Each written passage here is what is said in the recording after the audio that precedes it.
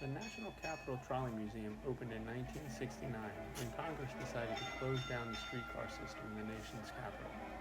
The founders wanted some way to preserve the history of the streetcars and the streetcars themselves, so they opened a museum in the Northwest Branch Park of Silver Spring, Maryland. Hey everybody, welcome to this episode of Get Out and Explore with John. Today's video is going to be a special treat for boys and girls of all ages, because who doesn't like a train, or in this case, a trolley? I am at the National Trolley Museum here in Silver Spring, Maryland, not far from where I live, and I've been meaning to do this video for quite some time, just now finally getting around to doing it, but I wanted to check out the museum here, learn about the trolley system that ran through Washington, D.C., and then take a look at their collection. I think they have some trolleys from all over the world that we're going to take a look at. And then eventually, we're going to go for a ride on this trolley right behind me. So this ought to be a pretty fun day. Looking forward to it. Hopefully you come along with me, and let's go check out the National Trolley Museum here in Silver Spring, Maryland. Since its opening, the museum has hosted over 1 million visitors, showing just how much people enjoy reminiscing about this bygone era of public transportation. Upon entering the museum, you will be in a small gallery which displays some nostalgic items related to the early days of the trolley. Much of it is geared towards children, including this really neat replica scale model of the trolley line that ran through downtown Chevy Chase, Maryland in the 1930s, where kids even get a chance to operate the trolleys and lights.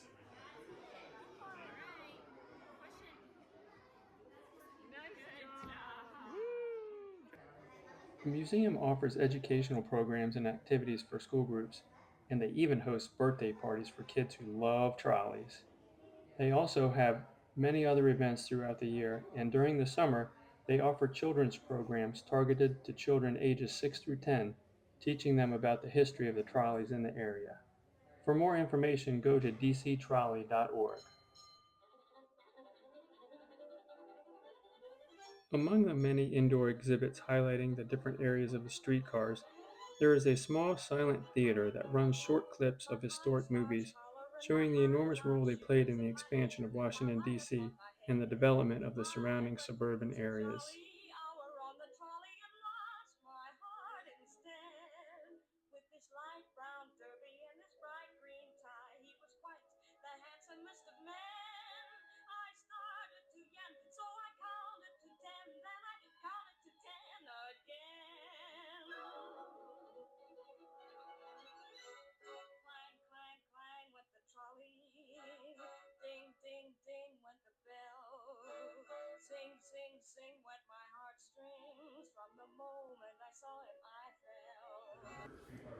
Okay, now that we've seen the little model train and the movie about the trolleys, let's go and take a look and see how they actually operated.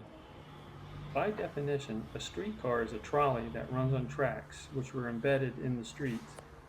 A trolley has a trolley pole which reaches up to a wire on the rear of the car, and that is where it gets the electricity to operate.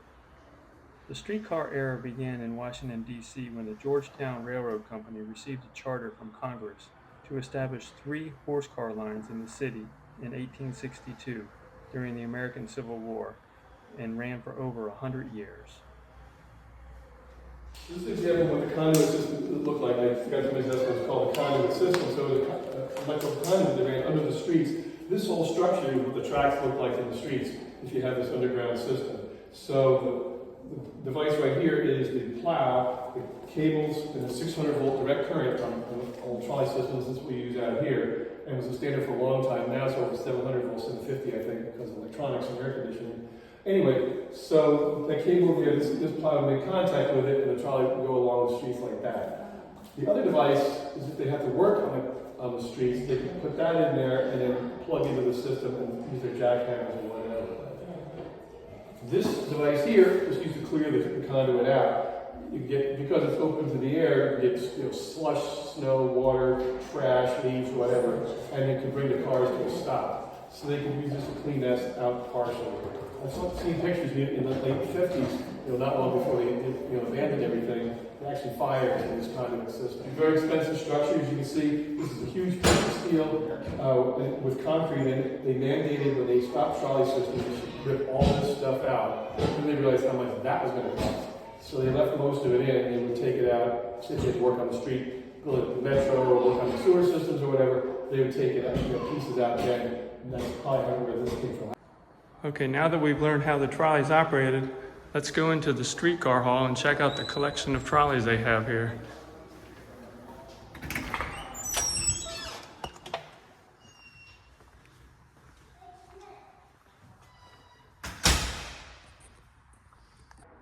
The green and white car that we see here today was built in 1898 and is the oldest one in the collection.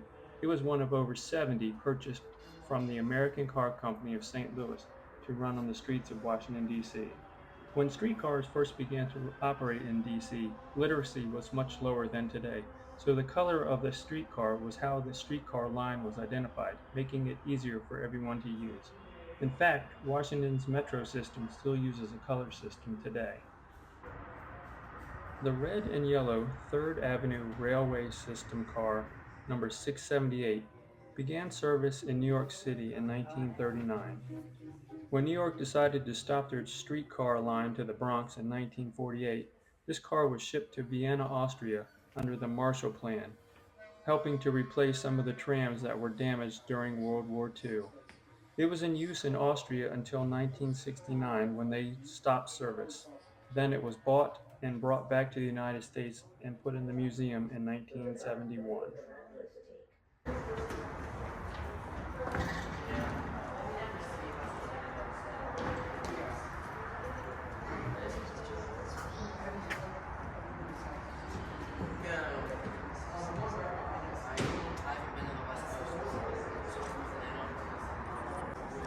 The blue and yellow open-air car number 606 was one of 8 cars built in 1934. It originally serviced guests in Blackpool, England, a seaside resort city. It is one of 3 that are still in existence. The other 2 are museums in California. This one was used to ferry visitors back and forth on the boardwalk to the beach. An interesting feature of this car is that it has reversible seats, so that the passengers can face forward no matter which direction the trolley is going. The red number 9 car, also known as the snow sweeper car, was built in 1899 and operated until 1961. It has a 40 horsepower motor in the center of the car, which drives the chains that rotate the cylindrical sweepers at each end of the car. The sweepers are made out of bamboo and remove the snow as the car moves forward. It was used for snow removal until 1961 and is still in use today to remove snow from the tracks here at the museum. It was used in lieu of snowplows in Washington, D.C. because of the cobblestone streets in the city. The collection of streetcars here at the museum include many that need to be completely refurbished. So by visiting, your ticket price helps contribute to the effort here to restore some of these amazing streetcars.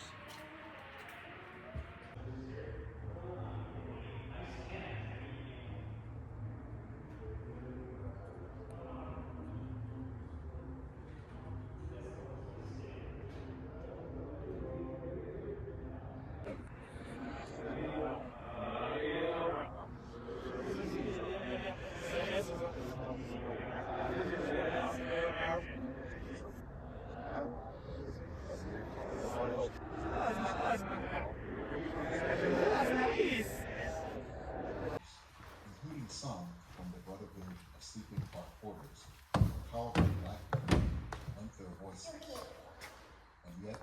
Wow, what an extensive collection of trolleys they have here from all over the world. That was really interesting. I definitely enjoyed looking around in here, getting to go on some of the trolleys and checking them out and learning the history of them.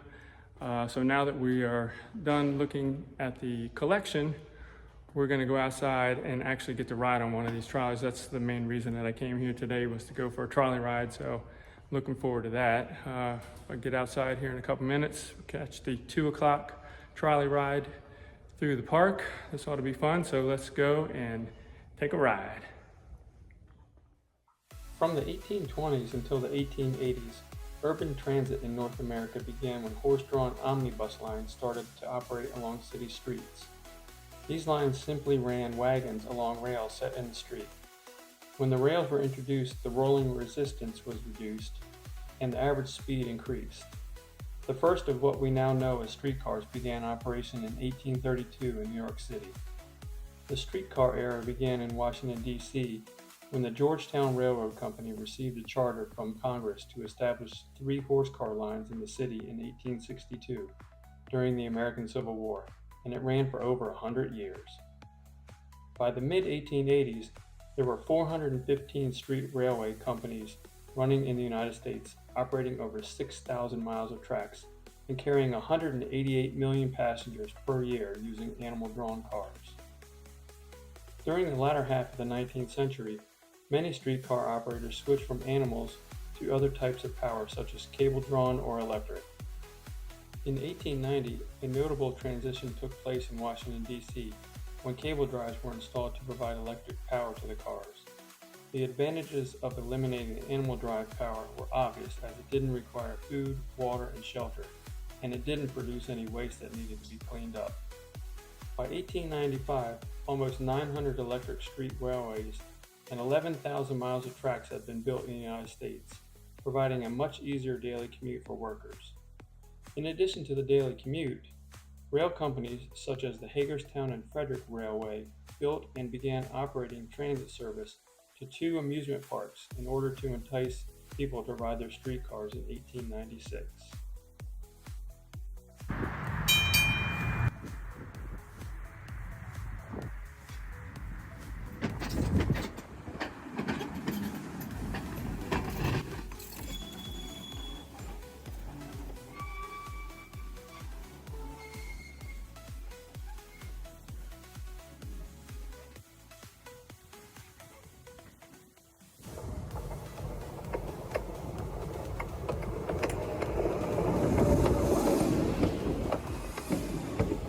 Get to go for a ride here shortly.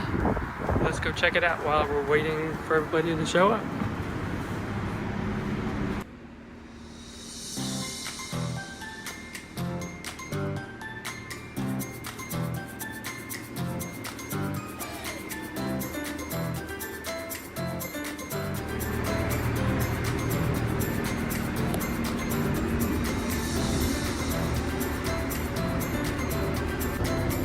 All aboard!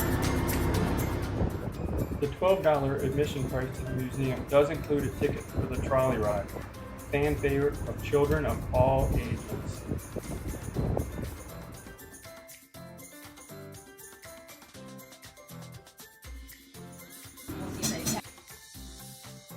The increased use of automobiles during the 1920s contributed to the decline of the streetcar in North America.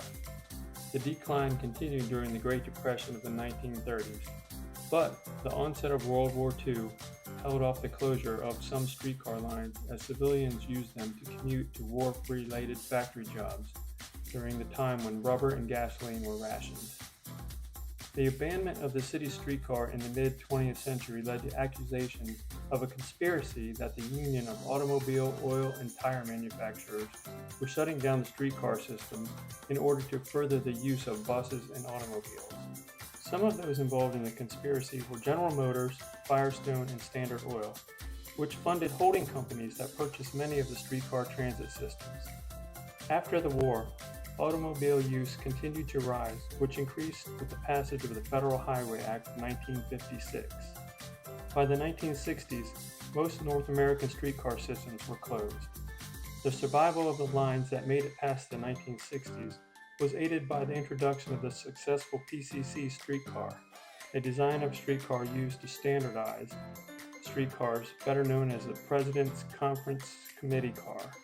Also, at this time, city buses were seen as more economical and flexible, as a bus could carry a number of people similar to a streetcar without the tracks and associated infrastructure.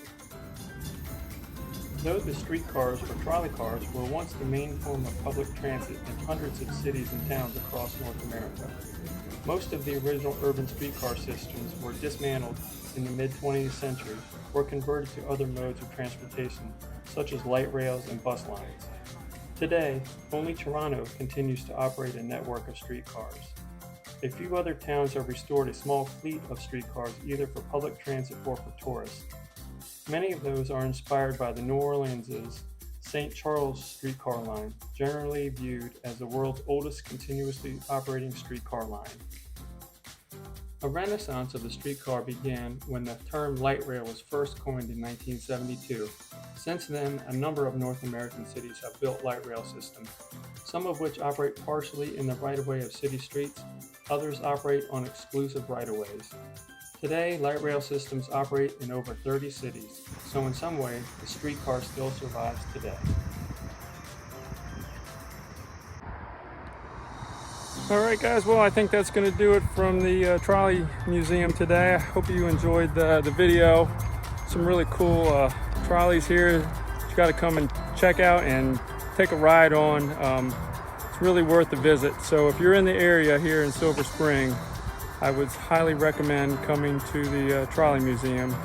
It's a favorite of the kids for sure. So as you saw in the video, they really enjoyed all the models and getting to go on the ride itself. So hopefully you liked the video.